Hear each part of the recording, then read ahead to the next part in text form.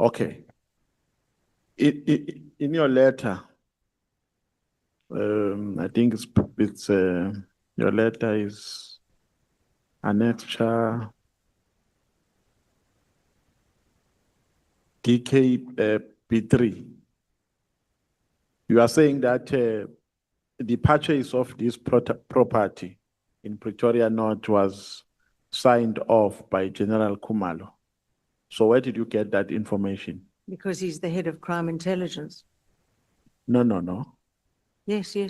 No, He but- is the head, and a property of this value would have to be signed No, off but what I'm by saying him.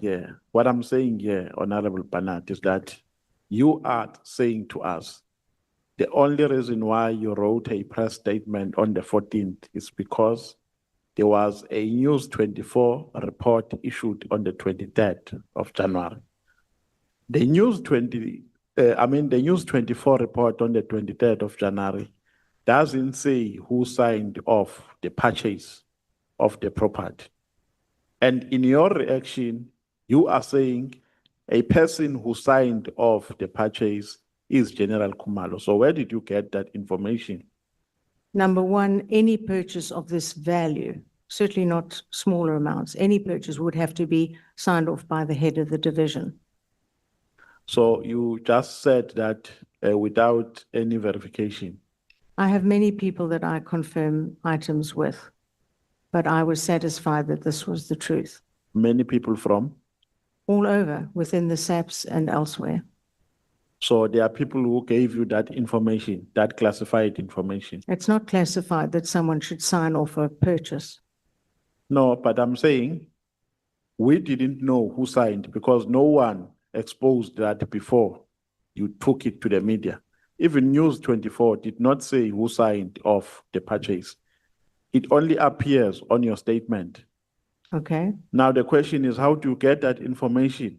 Because the inference here I'm drawing is that you had this information before it was even released by News 24. That's not true. Because Not News 24 does not divulge who signed off the purchase. We only see that in your statement, in your Yes. press statement. I did not know of this property before the News 24 article at all, ever. Yeah, but I'm saying News 24 doesn't say who signed off the purchase. It's only you who is telling us who signed off the purchase.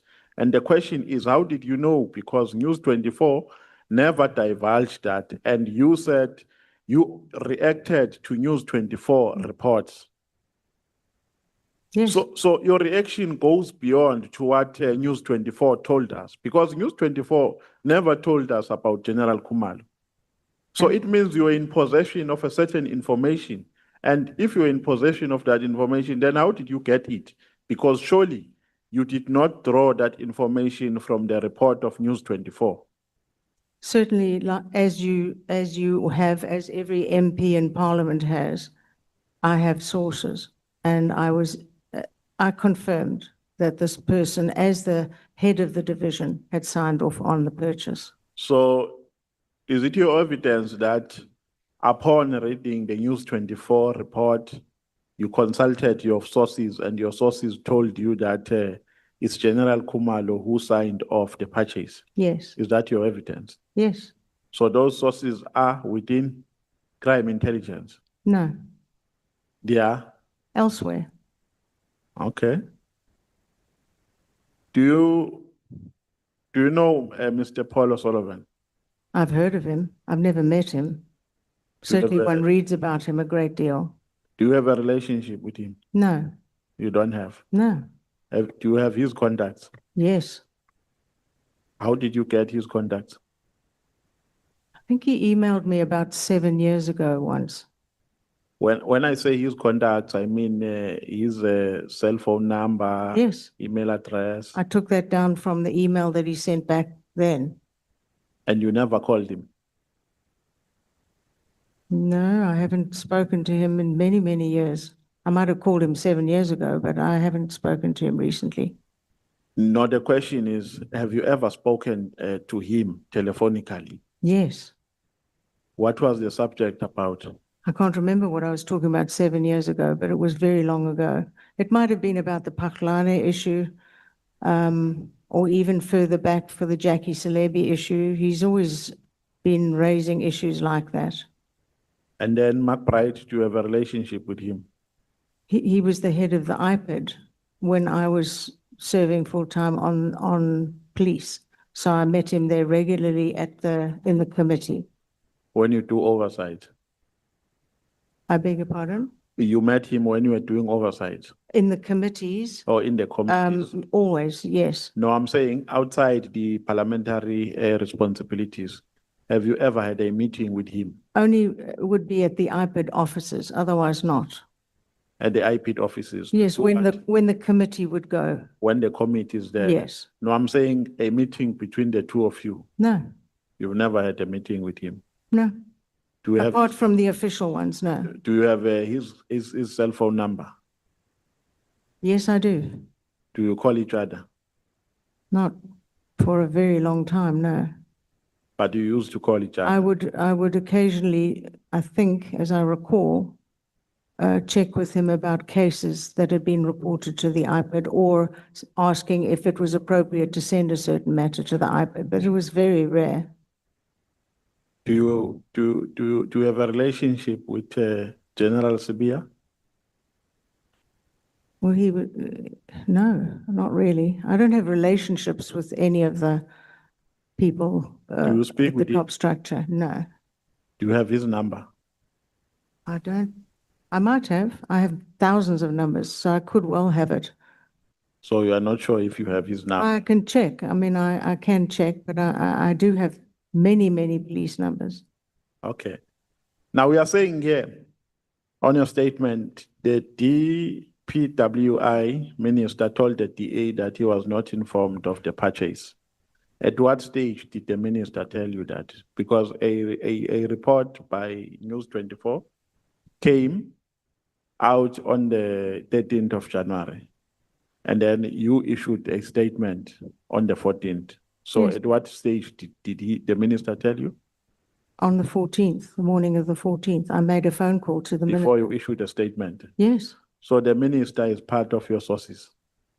The minister confirmed to me that he had no knowledge of any purchase. No, I'm saying, does that mean the minister was part of your sources? That Because, means I phoned the minister and asked him. because you said, remember, that your sources told you that it's General Tumsani who signed off the purchase.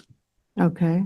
So I'm asking, is the minister or was the minister part of your sources? No, I phoned the minister to ask if Public Works had purchased such a property. So- Because they are the So- people who buy immovable property for government. So what else were you told by your sources, except the information that we have? Only what you see in front of you, what I wrote and asked the Inspector General to investigate. So that's the only information they told you. Yes.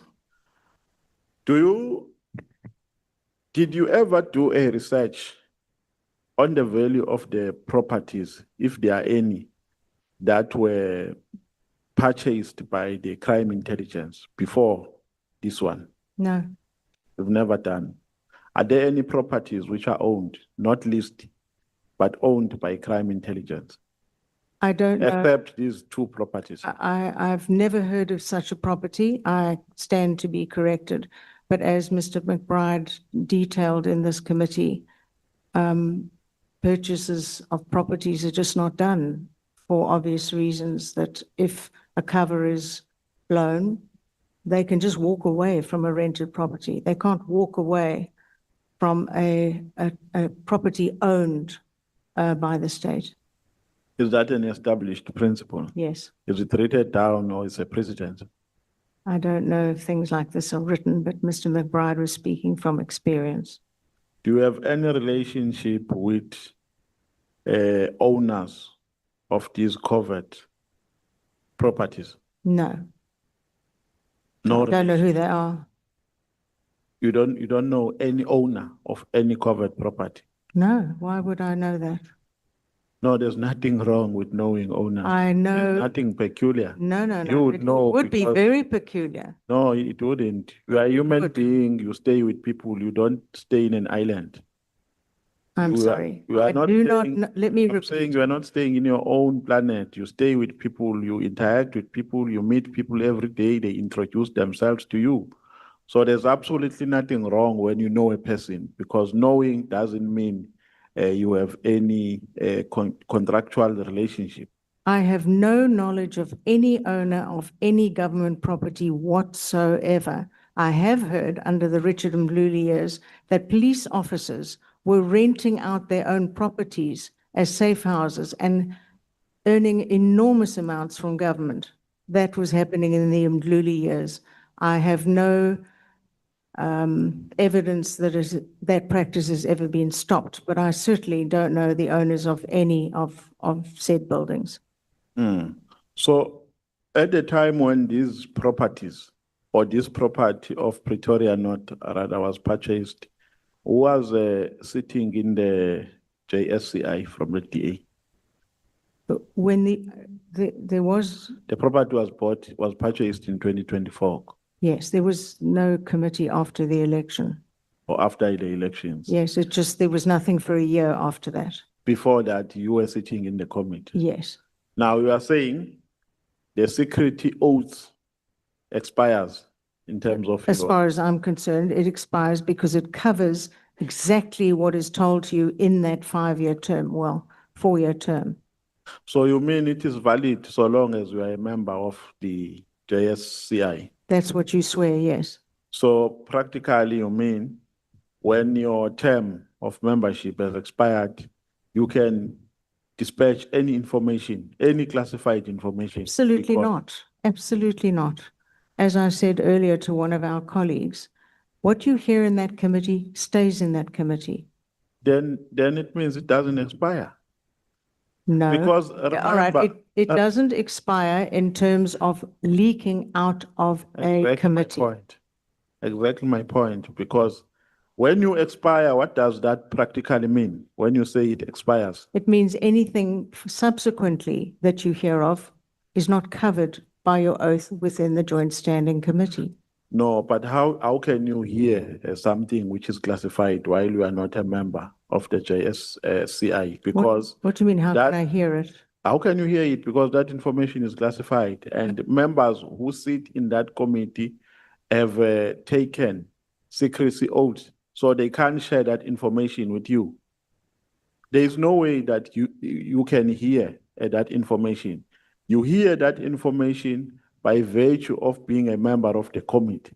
And when you are a member of the committee, you have taken the secrecy oath, and that means you are going to, that secrecy oath is going to be binding upon you until death. That committee, that oath covers the 5-year term that you sit on the committee, which is why anyone who sits on the committee, the next Parliament, have to be sworn in again, as was I. So I am sworn in to the committee for the term that I sit on that committee. No, but you are not giving practical meaning of what you are saying, because I'm saying to you, if you say it covers your term, Yes. what does that mean? Does that mean when you are not a member, you can you can recklessly dispatch any information that you obtained while you were still a member?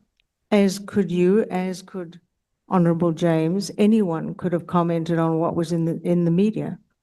No. But I was not a member of the committee. I was not sworn to keep quiet. I was a member of the Police Portfolio Committee. Yeah, but I'm saying to you, Honorable Barnard, by virtue of not being, a committee member, doesn't mean you can divulge information that is classified. It means I can comment on anything that's in the public domain, which I do. No, but I'm not going to be part of a cover-up. I will not be. so classifying information is tantamount to covering up. I Is don't that know what that you're- any of the information I was given was ever classified. No, How but would I know that? No, but I'm saying, no, you should know because you are a member. You have been a member of that committee, even though you were not a member at that time. So you are better placed. You are more privileged than I in terms of information, in terms of knowing that this information is classified, this one is not classified. It's not for me to determine what is classified and what isn't. No, you don't determine.